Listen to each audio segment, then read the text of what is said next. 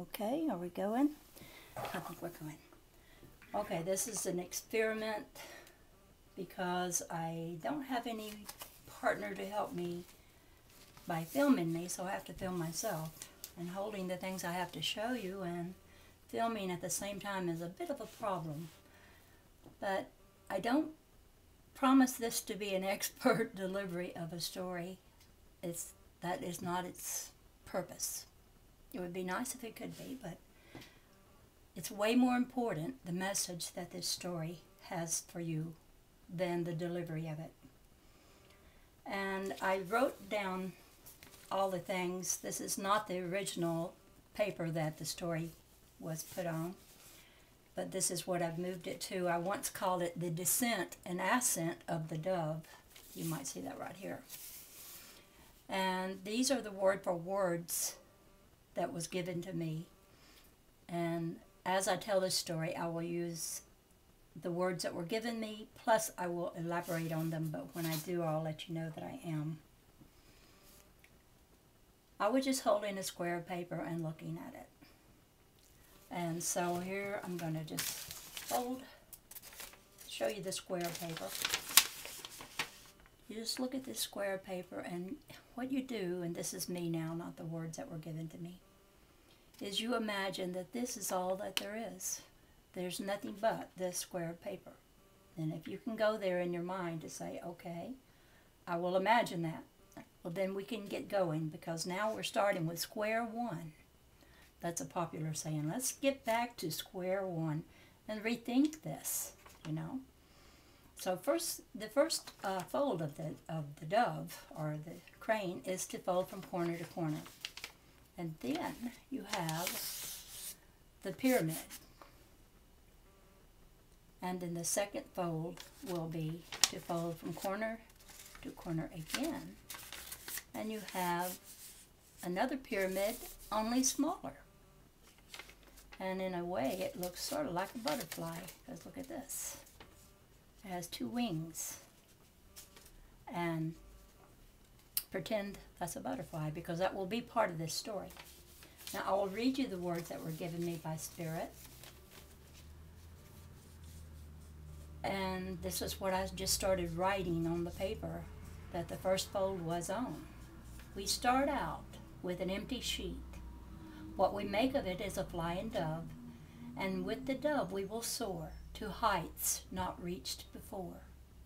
This is your chance to make of yourself a lot of character, to live a life and see and hear and smell and touch a thing called physicality. Life is a lot like the pyramid. It begins in the top and works its way down to encompass the whole. You don't know what is to be the final outcome of your searching.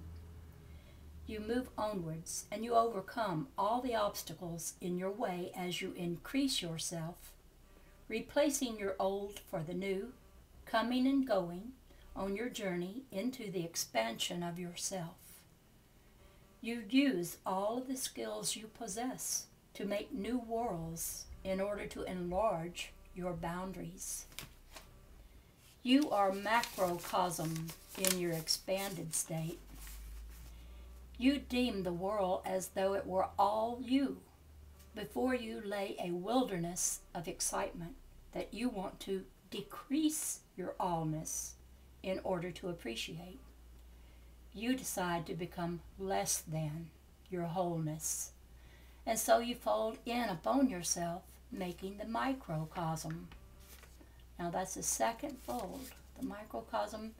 I like to call this one the Big Mac, and this one the Little Mike. Mac and Mike. So a little Mike here. And like a microphone, it has a voice. Okay, back to the words. The fold itself is your own self, only in its consciousness. It does not see itself as the macrocosm it once knew itself to be. While the macrocosm knows its microcosm self, the microcosm goes into forgetfulness of all that it is. The microcosm wants to experience what it is not in order to know itself in an experience known as the physical, the mental, and the spiritual, as a trinity, a three-in-one, a balance, a proper application of all its components. For the pyramid to believe in itself in its microcosm stage, for smaller and less experience, can achieve the ultimate of which it came from. And as the altered ego set in to form the folded I am ego, we were in the same image as what we came from. Still the same creators, still creating, still calling forth, on another level, calling forth smaller thoughts.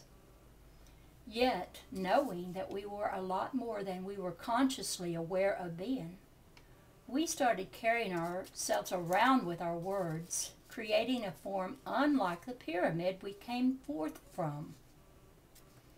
Now I will show you what we do. I hope this is filming this right. And the next fold begins here in the story, where you take the wings of this little butterfly, and that's what it is, it's the butterfly stage I call it, and you take them and you split those wings, and it forms a little square. You do it on both sides. You have to just bend the crease backward. It's a folding, unfolding, refolding principle. Only this is with paper, and paper is light, so this is with light as well. And there you go. Now we have created a form unlike the pyramid. And we are like the square we started off with, really, except that we're more complicated now. Now we got this inside part. We have this is not the words God gave me, this is just me here. But look here, we have this divided tongue. See, Indian talked about white man. He speaks with divided tongue. That means what we say, we don't necessarily do. We talk a good talk, but we don't walk our talk. So here's all these boxes, and they are talking, and they're talking with that divided tongue too. And in my story, one of them that I wrote and illustrated, I put eyes and a mouth on the box to make it appear to be like a little person. And you'll see as this story goes on, this box will develop eyes and a mouth and a nose and personality, and it will talk. But if you get back to God's words, we began to flatten ourselves out as though we could not fly.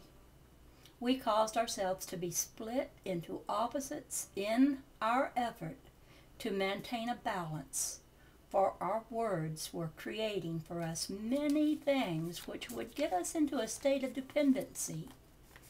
We needed more drama in which to create, and so we opened ourselves up to the many voices that we heard coming into our minds from the astral planes. We began to define and to educate ourselves in such a way that we now had boundaries. Everything must square with everything else, for the truth we thought was something that could be explained, defined, regulated, and required. I'm going to end this here, and the next series will show you how the little butterflies became boxes and what the boxes began saying, and how not all of them became boxes, just some. And some became boxes and then turned into kites, and I will show you how you make this into what looks like a kite. And the story will continue in the next session, and I hope you are enjoying this, and hope you will see the possibilities of this story as we go along. So over and out for now, the Dove Lady.